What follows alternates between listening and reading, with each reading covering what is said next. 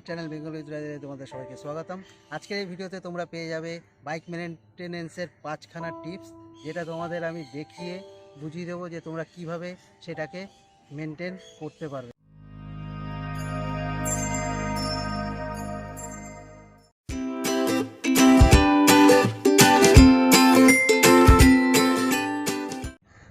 চলো তাহলে চলে আসা যাক প্রথম টিপসে, যেটা হলো নিট অ্যান্ড ক্লিন। গাড়ি একদম পরিষ্কার পরিচ্ছন্ন রাখতে হবে তোমাদের, তাহলে গাড়িও ভালো পারফরমেন্স দেবে। আর নোংরা জমে যাওয়ার জন্য অনেক সময় অনেক পার্টস খারাপ হয়ে যায়, সেগুলো কম হবে, তাতে তোমার খরচা বাঁচবে। তো এইভাবে গাড়ি তোমাদের সবসময় পরিষ্কার পরিচ্ছন্নভাবে রাখতে হবে।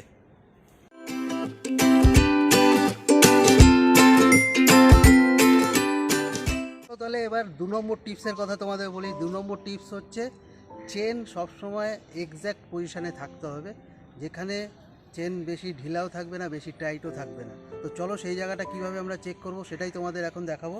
এখানে যে আমাদের চেনের জায়গা আছে, এই জায়গাটা, এখান থেকে আমরা এই জিনিসটা চেক করতে পারবো। এটাকে যদি আমি একটু খুলে নিই, ঢাকনাটা, তুমি দেখতে পাচ্ছ এই জায়গাটাতে চেনটা দেখা যাচ্ছে। এই যে চেনটা কতটা উপরে উঠছে, কতটা নিচেও নামছে। তো এই জিনিসটা আমাদের থাকতে হবে, যাতে চেন বেশি লুজও না থাকে, বেশি টাইটও না থাকে, তাহলে পারফরমেন্সটা আমরা খুব ভালো পাবো।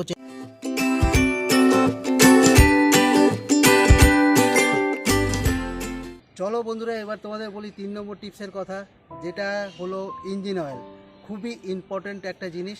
আমরা ট্রিপে গেলে অবশ্যই একটা আমাদের চেক করা উচিত প্রত্যেকবার যাওয়ার আগে, যে আমাদের ইঞ্জিন অয়েলের লেভেল ঠিক আছে কিনা। তো সেটাই আমরা এখন তোমাদের দেখাবো, একদম লাইভ চেক করে যে কীরকম ইঞ্জিন অয়েলের লেভেল থাকা উচিত। তো চলো চলে যাব ইঞ্জিনের দিকে।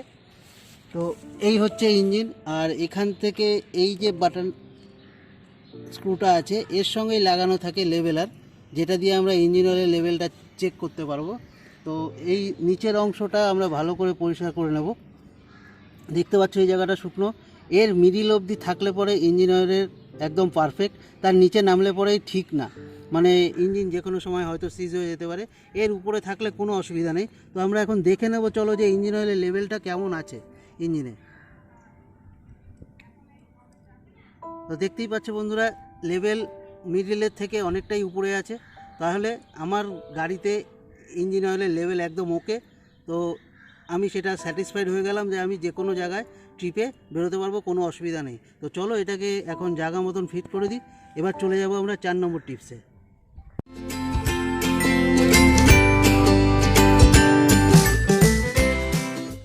চলো এবার আসা যাক 4 নম্বর টিপসে, যেটা খুবই গুরুত্বপূর্ণ। যে কোনো ট্রিপে যাওয়ার আগে এটা অবশ্যই চেক করবে, সেটা হচ্ছে গাড়ির ব্রেক।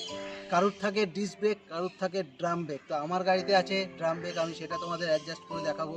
আর যাদের ডিস্ক ব্রেক আছে তাদের বলবো অবশ্যই ব্রেক অয়েলটা চেক করতে যে কোনো ট্রিপে যাওয়ার আগে। তো চলো দেখাই কিভাবে আমরা ড্রাম ব্রেক অ্যাডজাস্ট করব।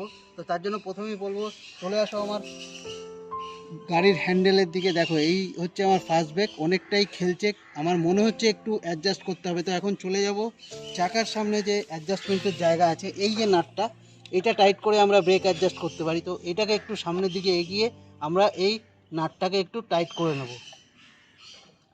এটা তোমরা তোমাদের মতন অ্যাডজাস্ট করে নিতে পারবে। তো চলো এবার দেখিয়ে দিই এখানে কতটা অ্যাডজাস্ট হলো।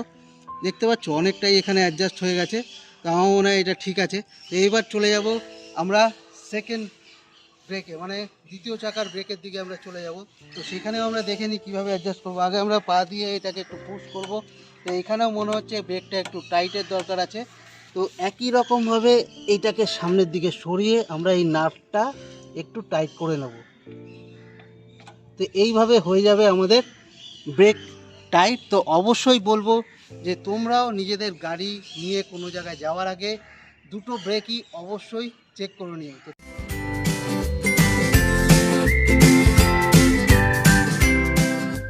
চলো এবার আসা যাক 5 নম্বর টিপসে, যেটা হলো গাড়ির চাকার এয়ার প্রেশার, যেটা আমি প্রত্যেক সপ্তাহেই চেক করি একদম রুটিন অনুযায়ী। এটা আমি তোমাদেরও বলবো, তোমরাও নিজেদের গাড়ির এয়ার প্রেশার প্রত্যেক সপ্তাহে অন্তত একবার চেক করো, তাতে তোমরা মাইলেজ অনেকটাই বেশি পাবে। কারণ গাড়িতে যদি পর্যাপ্ত পরিমাণে এয়ার প্রেশার না থাকে, তাহলে গ্রিপ করবে বেশি, তাতে তোমার মাইলেজ কমে যাবে গাড়িতে। তো তো চলো কিভাবে আমরা এয়ার প্রেশার চেক করি আর কিভাবে এয়ার প্রেশার দেওয়া উচিত সেটা তোমাদের দেখিয়ে দিই। প্রত্যেকটা বাইকেরই আলাদা আলাদা এয়ার প্রেশার থাকে। আমার গাড়িতে আছে দু রকমের, একটা পিলিয়ন নিয়ে কতটা হয় আর একটা পিলিয়ন ছাড়া কতটা হয় সেটাও আমি তোমাদের দেখিয়ে দিচ্ছি। আর দুটো চাকার আলাদা আলাদা এয়ার প্রেশার হয় সেটাও তোমাদের দেখিয়ে দিচ্ছি। এটা যদি তোমাদের বাইকে কোথাও লেখা থাকে ওয়েল অ্যান্ড গুড, যদি না লেখা থাকে ম্যানুয়াল বুকসে দেখে নিও কতটা পিএসআই দিতে হবে, সেটা তোমরা ওখান থেকেই জানতে পারবে। আর পাম্পে গিয়ে বা যেখানে হাওয়ার প্রেশার দেওয়া যাবে চাকাতে সেখানে গিয়ে তোমরা গাড়িতে এয়ার ভরিয়ে নিতে পারবে। এবার তোমাদের বলি পিএসআইটা কী জিনিস বা পিএসআইয়ের ফুল ফর্ম কী। পিএসআইয়ের ফুল ফর্ম হচ্ছে পাউন্ডস পার স্কোয়ার ইঞ্চ, যেটা আমাদের এয়ার প্রেশারের মাপে লাগে। তো চলো এবার দেখাই। প্রত্যেকটা বাইকেই লেখা থাকে স্পেসিফিকভাবে, দুটো চাকার আলাদা আলাদা পিএসআই হয়। তোমরা যদি তোমাদের বাইকে কোথাও লেখা না পাও তাহলে ম্যানুয়াল বুকসে চেক করে নিও, সেখান থেকে তোমরা পেয়ে যাবে। তো চলো দেখাই তোমাদের পিএসআইটা কী জিনিস বা আমার বাইকের এয়ার প্রেশারটা কত। এখানে লেখা আছে দেখো, রাইডার্স অ্যান্ড পিলিয়ন, তার জন্য আলাদা আলাদা পিএসআই আছে।